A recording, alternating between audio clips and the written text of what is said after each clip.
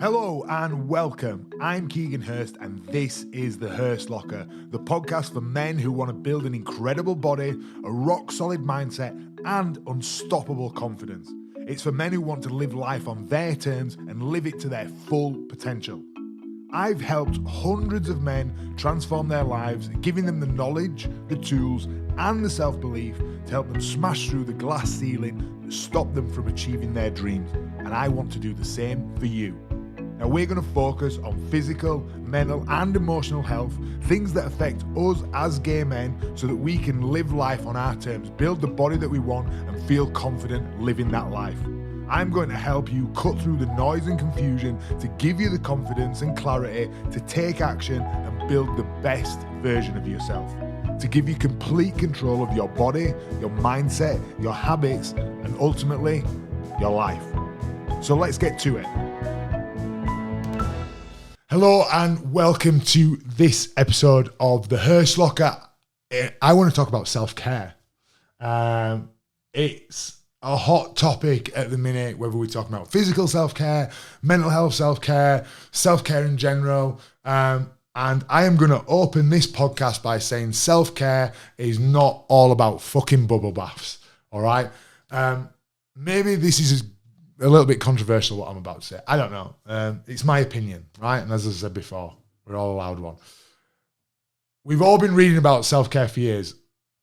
I certainly have. I've read loads of self-care. All the big ones, I've probably read them. In fact, my friend used to say that I was like the Jerry Halliwell of fitness. I always had a yoga mat and a self-help book under my arm. We're told that, self-care is the root of all contentment and a fulfilled life, and how you need to be spending your day meditating and taking a bubble bath, journaling. And if you're not doing that, you're not fully living. Now, I remember once seeing a routine, and I'm big on routines. I love routines. Routines root us, right? I genuinely believe that. Everybody says, I hate routine, I hate schedule, it's really boring. And then when they don't have it, they feel completely fucking lost.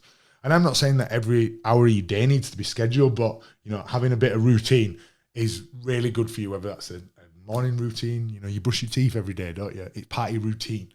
But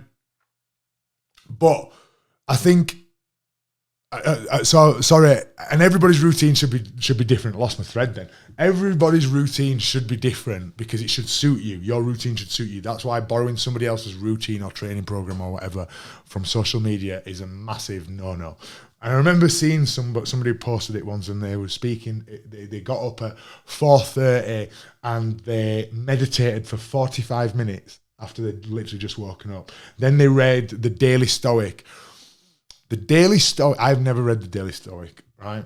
And I've read a few books by Ryan Holiday, who's the guy who wrote the Daily Stoic. And they are quite good. Again, self-help book. The obstacle is the way, ego is the enemy. I've read them. Yeah, great books. The Daily Stoic, people think that if you meditate and journal and read a page out of the Daily Stoic, then you'll live a life of calm and tranquility and nothing's ever going to bother you. And it's absolute fucking bullshit. It's the peak of false advertising. And we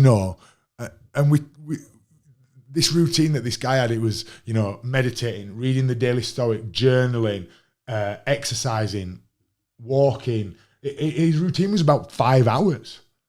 He was getting up at 4:30, so by 9:30, and then he would start. You'd be fucked.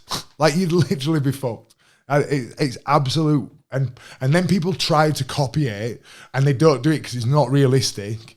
And then they blame themselves and feel bad. So stuff like that irritates me, right? Because we're told that if we're not spending the day with our feet in a herbal foot spa, and that we've got to be present in the moment while we're doing it. We should be having a facial while we're listening, not that kind of facial, while we're listening to a self-help podcast, every available opportunity, or getting our eyebrows threaded while, having a collagen-infused smoothie with whale music on in the background.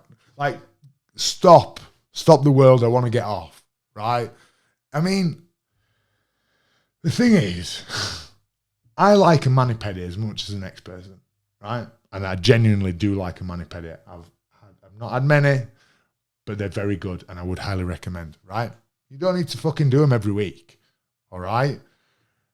Because my point is, while this big pamper party is going on and everybody's rubbing shit into the skins all day and all night, who is actually getting anything fucking done?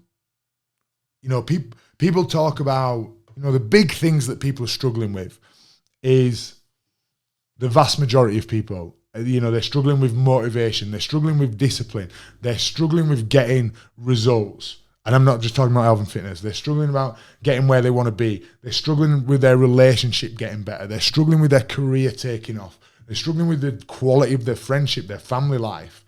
Well, do you know what? Moisturizing your arsehole ain't going to fix that. You got to do some fucking work. Action overcomes that lack of motivation. Action overcomes that lack of progress. Because you can sit and you can plan. And listen, I'm all for planning. I'm all for projecting. I'm all for goal setting. It's great. But it'll only take you so far. There's got to be a point where the rubber meets the road. There's got to be a point where you do some fucking work. Okay? You can have the best program written for you in the world for the gym. You can have the best diet with the sexiest food that's right. You've got your macros perfect. And like you've had a professor do it and it's fucking perfect. But unless you fucking do something, unless you eat the food, unless you stick to it, unless you go to the gym and do the weights as prescribed in the order, nothing is going to happen. All right? Because you can't be smashing it in the gym with cucumber slices stuck to your eyeballs, right? You can't be commanding the kitchen, getting your meal prep done when you've got a paraffin hand mask on. And you can't get your daily run boxed off when you're knee deep in seaweed scrub, right? And this is not me shitting on self-care. I fucking love a bubble bath. You'll have seen it on my Instagram many times. And I'm as I said, like a mani-pedi. Look after, on a morning, what is it, what I put on my face? Can't remember now. Toner and SPF and moisturizer, you know, use a thing to wash my face. Yeah, great. But do you know what? I actually go and get shit done, okay? Because my question is, and this is where we might go, ooh, are we all using it as a fucking excuse not to do anything? Because it's really easy to say, you know, I just needed a day off. And sometimes you do that. And I've said to clients many times, do not do that gym session today. Have a day off. You need it. And sometimes we genuinely do need time off. But do you know what? Sometimes you just got to fucking push through it. Okay?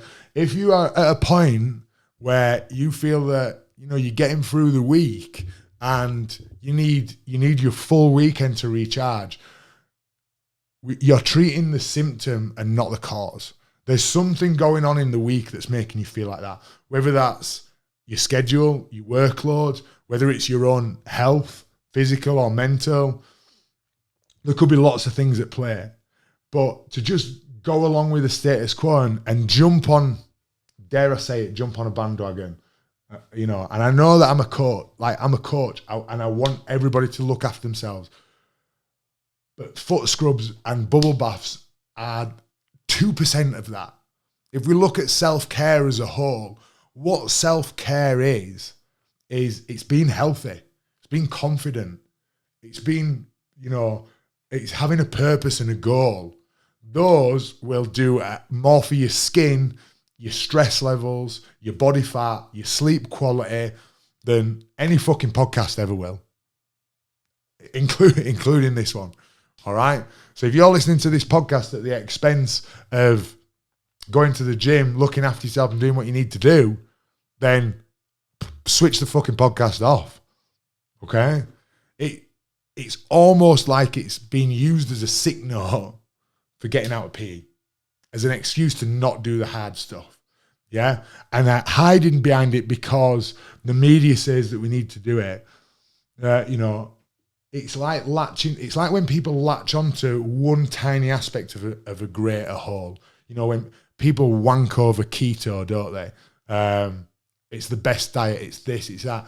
all keto is a way of getting into a calorie deficit. Most people don't do it properly. They never end up going into ketosis. They just cut out carbs from the diet, which makes up for, granted it's one macro, so it's a third of your macros, but most people's diets consist of upwards of 70% of carbs. If you cut 70% of your food out, of course you're going to lose weight. But people then go, oh, well, everybody's talking about keto and I should do it. No, they just found a way to be in a calorie deficit. And how many times do they all go, oh yeah, and then I put all the weight back on? Yeah. That's because they've not actually changed the habits. Anyway, I'm going off tangent. You know, people latch onto this one aspect of one bigger idea. The big idea is good. Calorie deficit, to lose weight, well, it's the only way that you can do it. So, but that is a good thing. Thinking that keto is the answer to all your problems within that is not. Self-care as a concept, absolutely vital, integral to what we're doing. But thinking that putting a face mask on, watching Devil Wears Prada and filling your face with chocolates is self-care, you've got it very, very wrong. You've got it very, very wrong. And this self-care that we're doing that is stopping us actually taking the action to move to where we want to be, it becomes then this part of this destructive cycle, something that's taken from an idea that's supposed to be positive and help us with our lives, is feeding into the thing that we're trying to escape from. Yeah. Too much of something. What is it? The difference between a cure and a poison is the dosage. Yeah. If you're doing too much of something, it can become bad for you. Too much doing fuck all with a face mask on ain't going to butter no parsnips. So we've all a good friend of mine, Kirk Miller, who's my coach. Something he always says. He's big on looking after himself. Massive, and he's a great. I'm actually going to get him on as a guest on the podcast. But really intense, really empathetic, understanding. But the thing that he will always say at the end of everything is just get the fucking work done. Just get the fucking work done. Sometimes you have to push through. You will always feel better for doing it. You can always rest after. But don't procrastinate and then you procrastinate, you frustrate, and you don't get anywhere, but it's because you're not taking action. All right? Once you've got the fucking work done, put on a new wax melt and have a chamomile tea. By all means. But really have a think about when you're getting into, when you're doing all this self-care stuff, are you doing it